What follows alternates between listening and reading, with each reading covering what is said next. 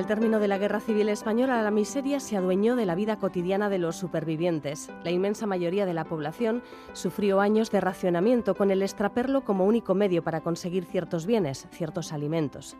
Fueron años en los que proliferaron las enfermedades, de gran desempleo, los años en los que comer todos los días se convirtió en una auténtica lucha. En ausencia de alimentos y de condimentos, se creó una auténtica alquimia en los pucheros, la llamada cocina de recursos, con la que se idearon platos, lo cierto que más aptos para engañar al estómago que para alimentarse realmente.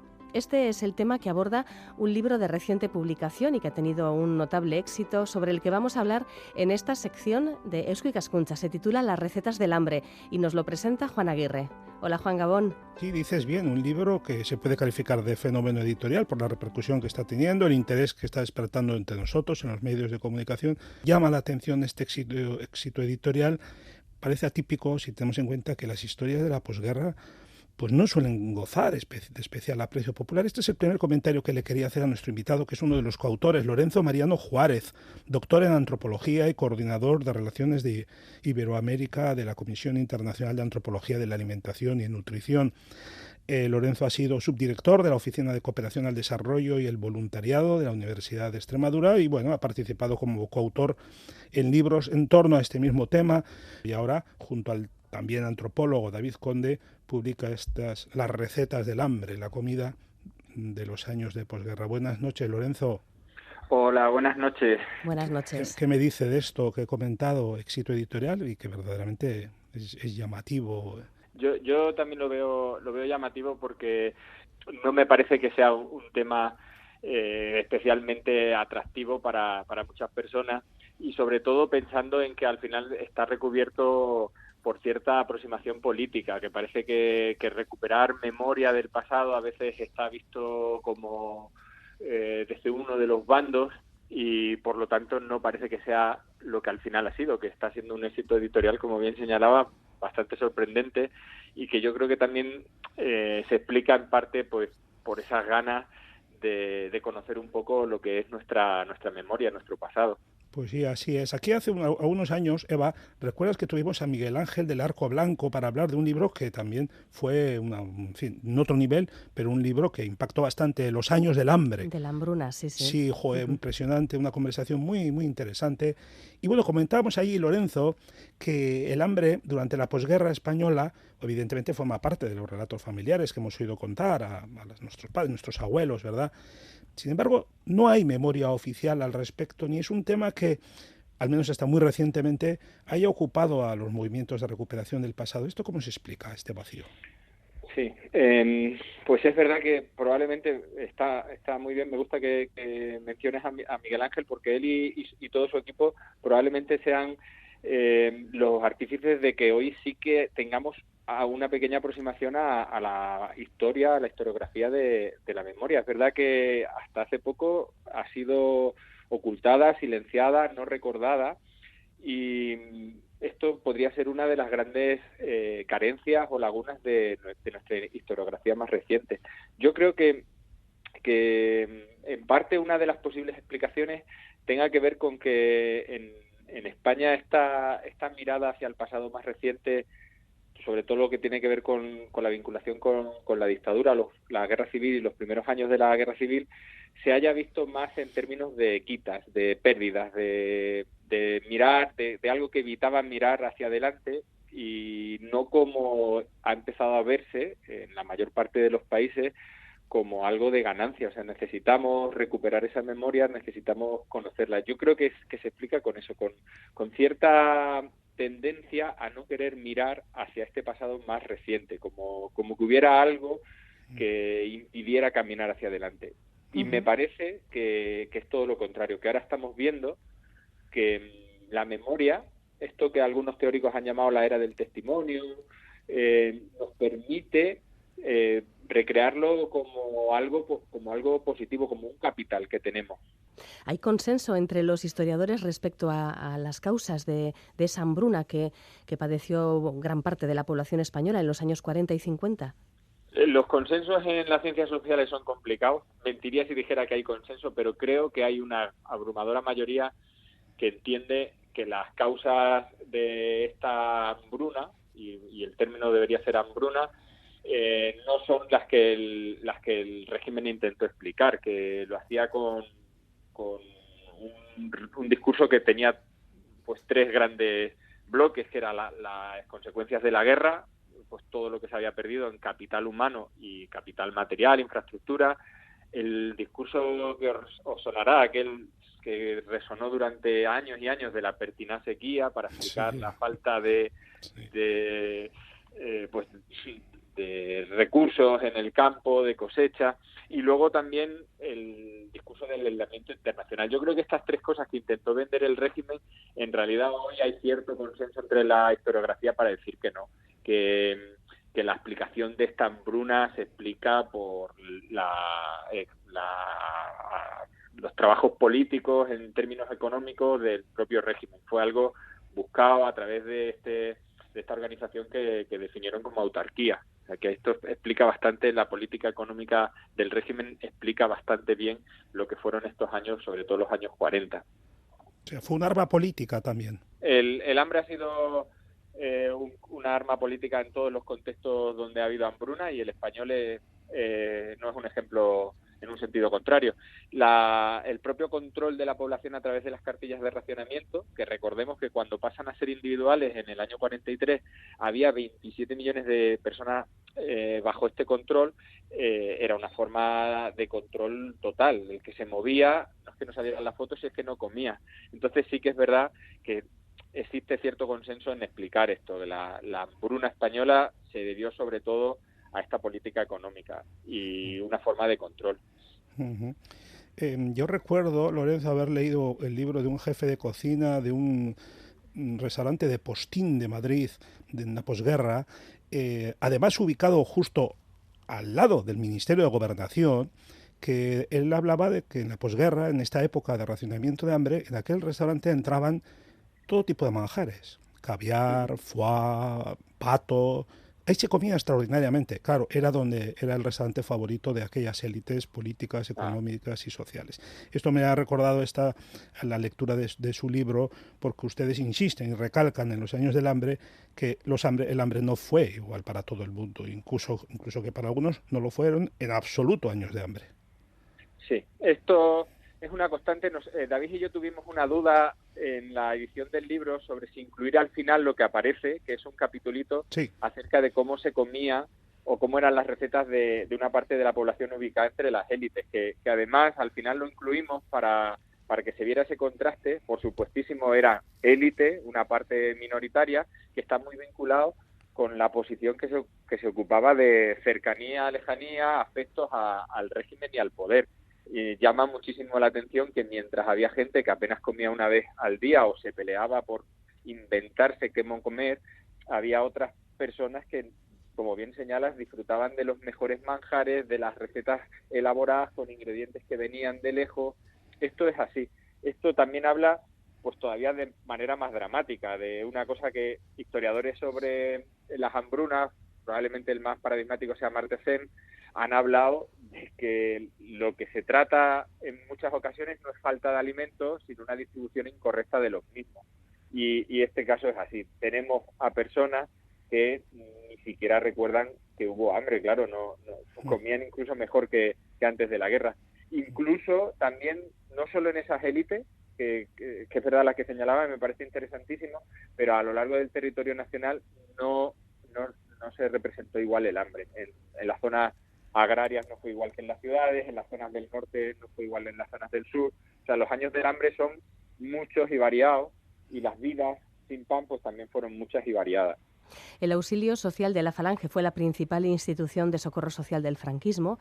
¿Qué alcance tuvo en la lucha contra el hambre y cómo se explica que en los años 40, en el momento de mayor penuria, empezara a recortar sus prestaciones?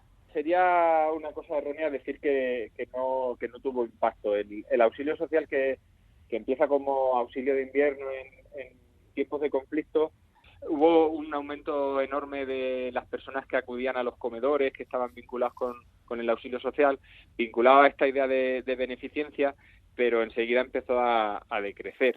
Esto fue una constante y además es una constante yo creo que en todos los lugares, sobre todo porque está pensado, o al menos así lo han señalado algunos historiadores, más como control de la difusión de la ideología más que atender, que también se atendían a gente que necesitaba, pero sobre todo fue un vehículo de propaganda.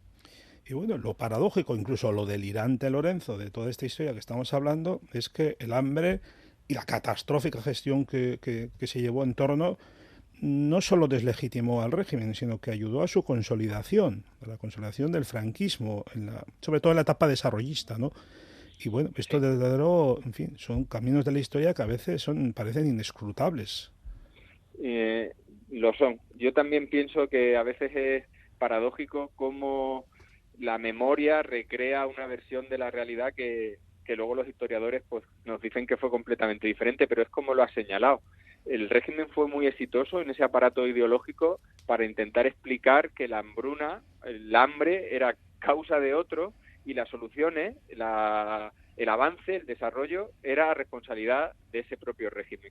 Y se ve especialmente a finales de los 50 y sobre todo en los 60 con el inicio de ese desarrollismo en el que se puede ver en el consumo de calorías, empieza a recuperarse, la gente consume más y lo que queda es un olvido de lo que fueron los años 40 y echándole la culpa siempre a un otro que es un otro casi salvaje, endemoniado, rojo, y las soluciones son las que yo he traído.